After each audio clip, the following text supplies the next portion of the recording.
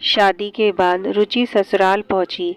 सारे कार्यक्रम खत्म होने के बाद 3-4 दिनों में सभी मेहमान एक एक करके वापस चले गए, लेकिन उसकी ननद और उसके 2 बच्चे 2 दिन के लिए रुक गए उसके घर। सास ससुर तो बहुत पहले ही दुनिया से विदा ले लिए थे, इसलिए उसकी ननद जितने दिन भी रही रुचि को भरपूर प्यार दिया ताकि उसको सास की कमी न महसूस हो। भाई की शादी की सारी जिम्मेदारी वही संभाल रही थी। रुचि ने उनके सामने ही घर के कामों को सुचारू रूप से संभालना शुरू कर दिया था। उसने अपने स्वभाव से उनका दिल जीत लिया था। उसकी ननद इस बात से बहुत संतुष्ट थी कि उनके भाई को बहुत अच्छी जीवन साथी मिली है। अब अपने भाई की चिंता करने की ज़रूरत नहीं है। रुचि की ननद ने रुचि से कहा, मेरा भाई दिल का बहुत अच्छा है, तुझे कभी कोई तकलीफ़ नहीं होने देगा, तो उसका ध्यान रखना और कभी भी मुझसे सलाह लेनी हो तो संकोच नहीं करना, हम आते रहेंगे। दिल्ली से सहारनपुर दूर ही कितना है दीदी, आपको परेशान होने की ज़रूरत नहीं है, मैं इनका ध्यान रखूंगी। रुचि ने झुककर उनके पैर छुए। उसकी ननद तो ऑटो में बैठ गई, लेकिन बच्चे खड़े ही रहे। रुचि ने उनसे कहा, जाओ माँ के साथ बैठ जाओ। नहीं, अब तो तुम आ गई हो, इसलिए यहीं रहेंगे। ननद आगे कुछ और कहते कहते जैसी रुक सी गई। सुरुचि यह सुनकर अवाक रह गई। अभी विवाह को इन्हें दिन ही कितने हुए हैं, इसलिए कोई भी सवाल करना उसे ठीक नहीं लगा। उनके जाने के बाद उसके दिमाग में सवालों ने उमड़ना शुरू कर दिया था।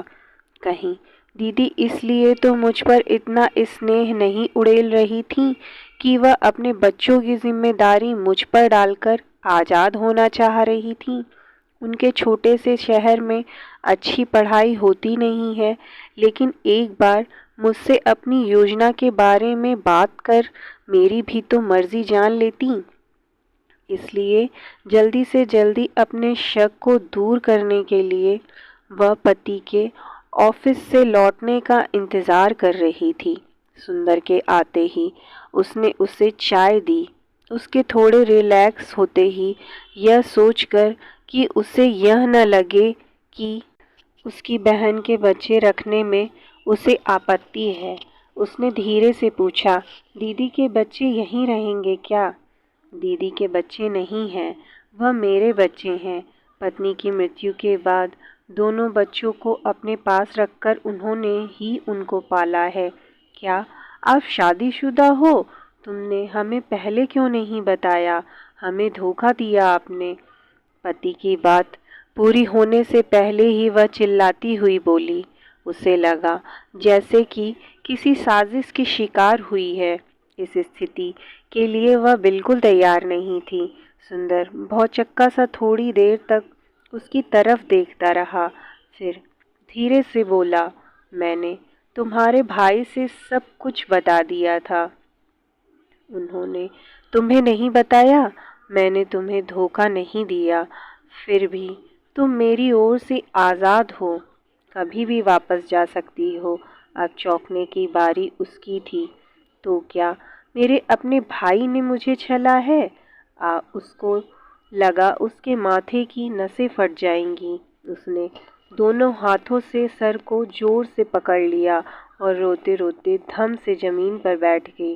कहने सुनने को अब बचा ही क्या था। उसके सारे सपने जैसे टूटकर बिखर गए थे। शरीर से जैसे किसी ने सारी शक्ति छीन ली हो। वह किसी तरह वहाँ से उठकर सोफे पर निहाल होकर लेट गई। रुचि के दिमाग में विचारों ने तांडव करना शुरू कर दिया था। अतीत की यादें धीमे धीमे कर बरसने लगीं। उसके पिता तो बहुत पहले ही चले गए थे।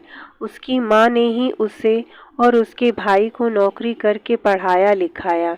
जब कॉलेज में पढ़ती थी, उसके भविष्य के सपने बुनने के दिन थे। तभी अचानक हार्ट अटैक से माँ की मृत्यु हो गई। भाई उससे 5 साल बड़ा था, इसलिए उसका विवाह माँ के सामने ही हो गया था। माँ के जाने के बाद भाई भाभी का उसके प्रति व्यवहार बिल्कुल बदल गया। उसकी पढ़ाई पर भी उन्होंने रोक लगा दी थी। भाभी भी ऑफिस जाती थी।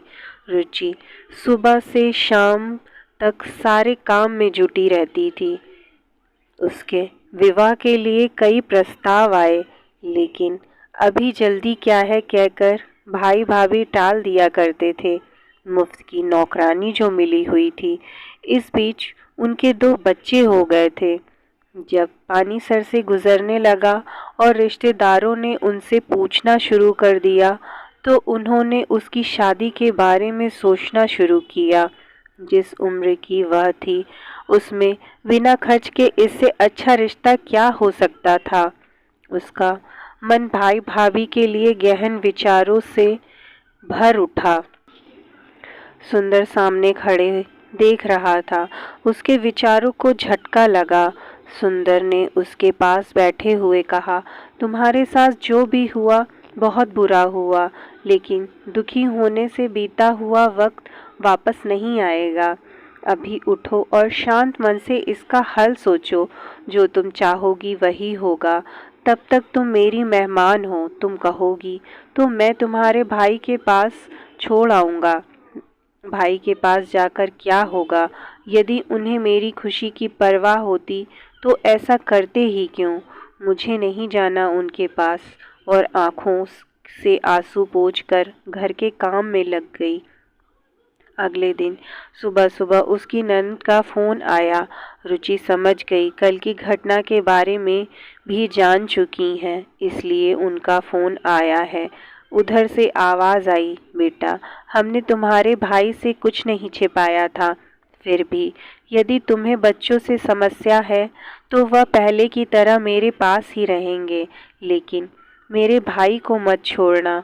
बहुत सालों बाद उसके जीवन में तुम्हारे रूप में खुशी आई है। बड़ी मुश्किल से वह विवाह के लिए राजी हुआ था। रुचि भरे गले से बोली, जी। इसके अलावा वह कुछ बोल ही नहीं पाई। इससे पहले कि रुचि कुछ फैसला लेकर उन्हें बताए, उन्होंने ही उसकी सोच को दिशा दे दी थी। उसने नए सिरे से सोचना शुरू किया कि भाई के घर वापस जाकर फिर से वह दलदल में फंसना नहीं चाहती और बिना किसी सहारे के अकेली लड़की की इस दुनिया में क्या दशा होती है, वह सब जानते हैं। यदि उसका विवाह किसी कुंवारे लड़के से होता तो क्या गारंटी थी वह सुंदर की तरह उसे समझने वाला होता। उसकी कोई गलती नहीं है, फिर भी वह उसे आज़ाद करने के लिए तैयार है। इतना प्यार करने वाला, मान सम्मान देने वाला पति कहाँ सबको मिलता है। भाई बहन का प्यार, जिसमें दोनों एक दूसरे की खुशी के लिए कुछ भी त्याग करने के लिए तैयार है, जो उसे कभी भाई से नहीं मिला। बच्चे जो शुरू में उससे दूर से सहमे सहमे देखते थे और सारा दिन उसके आगे पीछे घूमते रहते हैं, इतने सुखी संसार को वह कैसे त्याग सकती है। माना दौलत या ऐश्वर्य आराम नहीं मिल सकता, पर इतना प्यार जिसकी उसके जीवन में बहुत कमी थी, हाथ फैलाए उसका स्वागत के लिए तैयार है। समाज में अधिकतर बहुओं को घर से निकाल दिया जाता है, वही एक लड़की को विवाह के बाद इतना प्यार और मान सम्मान मिल जाए तो उसे और क्या चाहिए।